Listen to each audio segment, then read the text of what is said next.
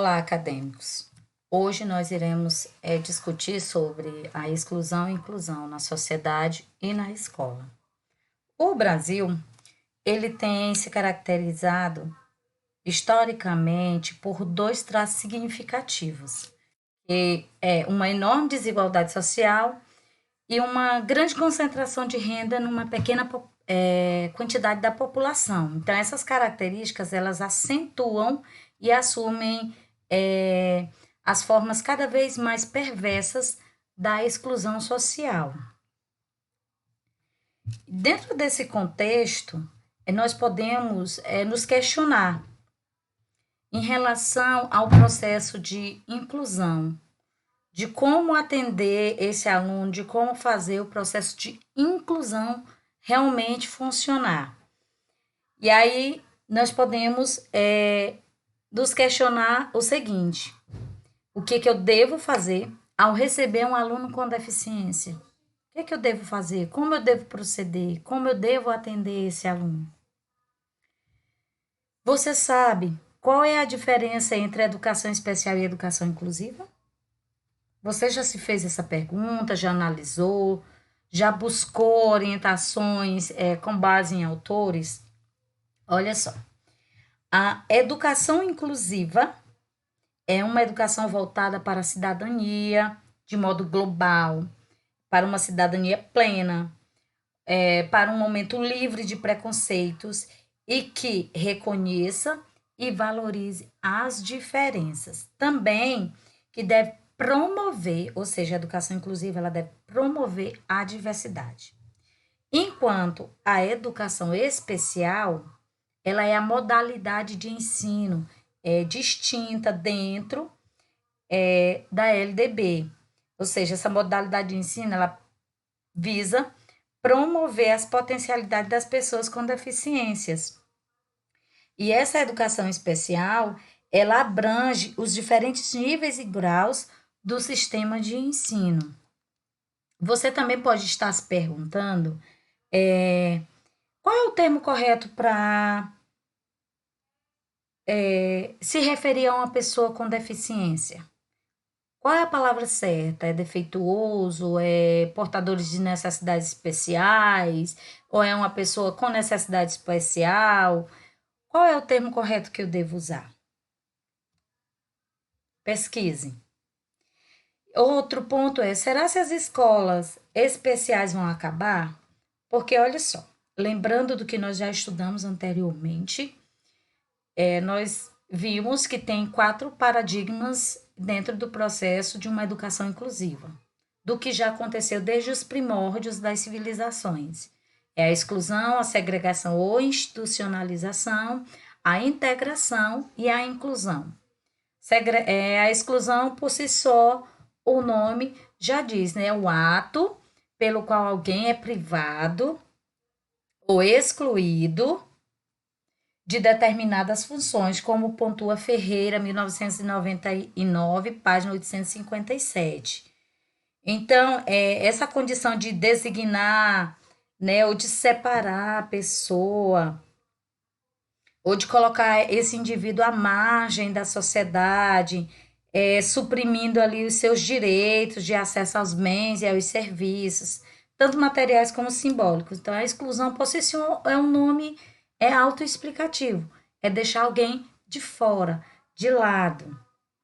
Então, designar essa situação ou condição social de carência, dificuldade de acesso, segregação, discriminação, vulnerabilidade e precariedade em qualquer âmbito. Isso indica que é um termo que, ao definir tudo, acaba por definir nada, ou seja, é um termo que não serve, é desnecessário, é um termo que causa desconfiança, desconforto, que limita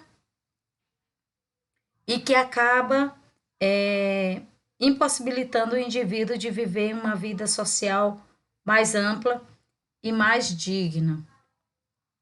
Castel afirma que a exclusão, Castel 2010, página 24, ele afirma que a exclusão Nomeia atualmente situações que traduzem uma degradação relacionada a um posicionamento anterior, promovendo uma situação de vulnerabilidade de quem vive do trabalho precário, ou seja, o termo exclusão designa muito mais os efeitos do que os fatores que procedem do processo de exclusão. Então, o termo em si, ele é limitante ao indivíduo que sofre, que passa por essa situação precária.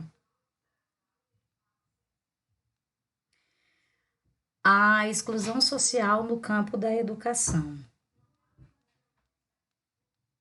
Esse termo que diz aqui, né, a exclusão social, ela é uma questão social que é igual à cultura da exclusão, como Arroio pontua. Então, o Arroio 2010, 2000, página 12, ele identifica na organização e na estrutura do sistema escolar essa cultura da exclusão como uma questão social, né? Então, essa cultura, ela legitima as práticas, rotula as pessoas como fracassadas, trabalha com preconceitos de raça, de gênero, de classe.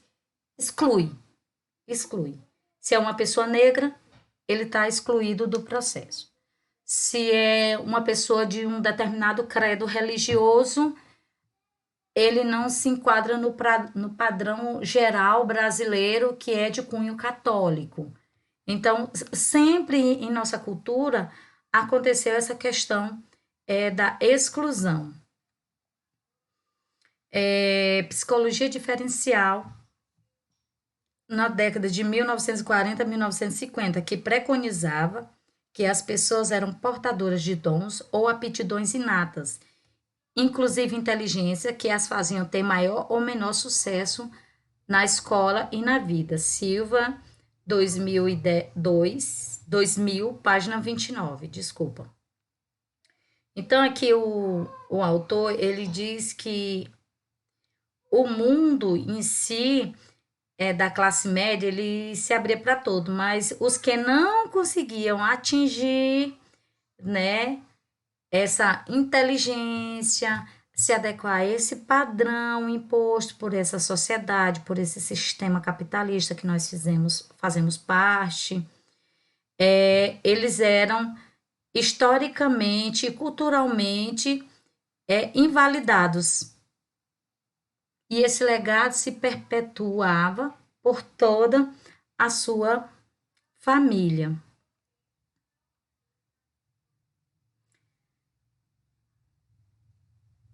Também há o discurso de que as crianças, né, com necessidades especiais, elas teriam um acesso diferenciado devido à sua condição social. Há um certo universo de conhecimento que a escola privilegia, o universo acessado pelas crianças das classes mais altas, através das práticas pedagógicas instituídas. Então, isso nos leva a pensar no processo de exclusão educacional, com um olhar mais global. E a exclusão educativa, ela situa-se como uma expressão da lógica de exclusão que permeia os complexos processos de reprodução da lógica social presentes nas instituições sociais.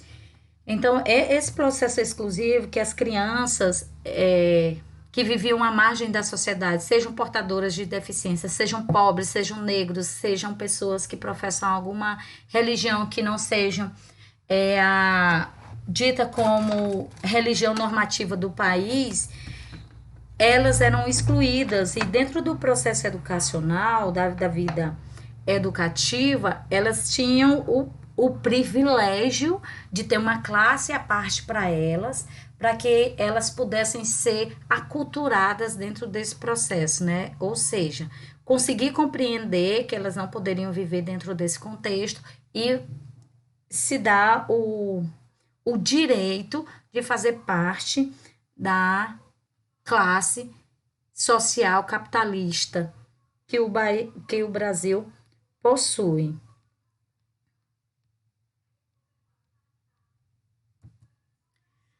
A exclusão social no campo da educação.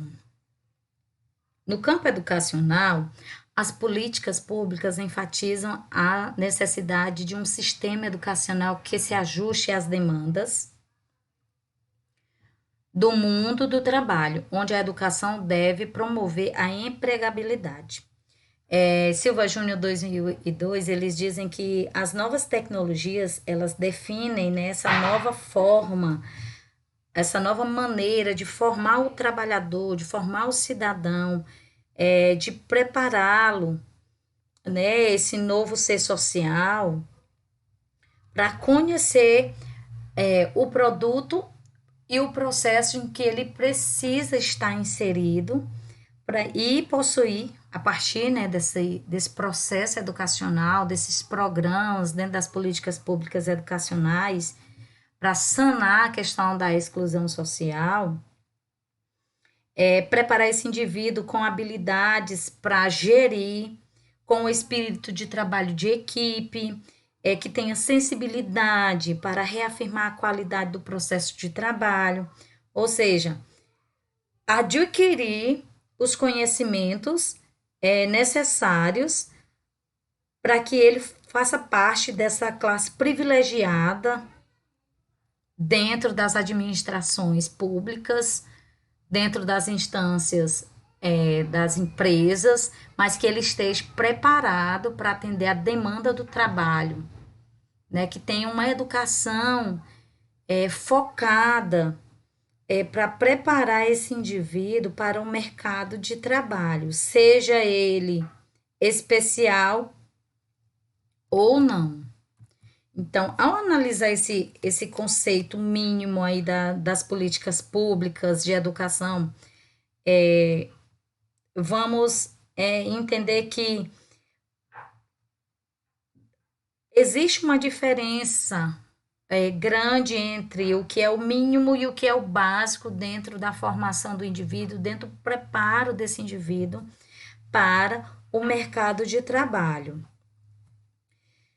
O mínimo ele está relacionado à conotação do que é menor, do que é menos, ou seja, de uma acepção mais ínfima, identificada com parâmetros de satisfação de necessidades que beiram a desproteção social. Já o básico, ele nos remete a algo que é essencial, né? É primordial, é o principal.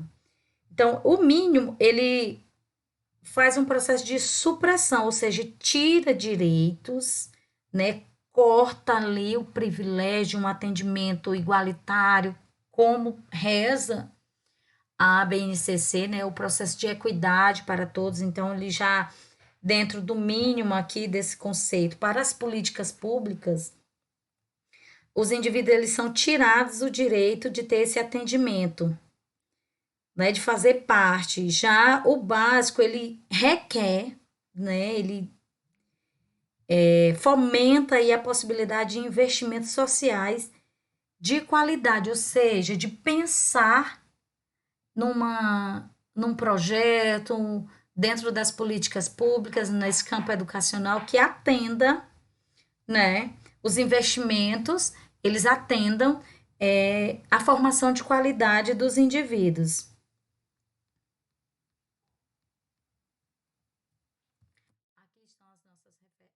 O material que foi referenciado, que é do Gracindo, Marx e Paiva, a contradição, exclusão e inclusão na sociedade e na escola. E no próximo vídeo, nosso próximo encontro, nós estaremos discutindo sobre o deficiente no mercado de trabalho.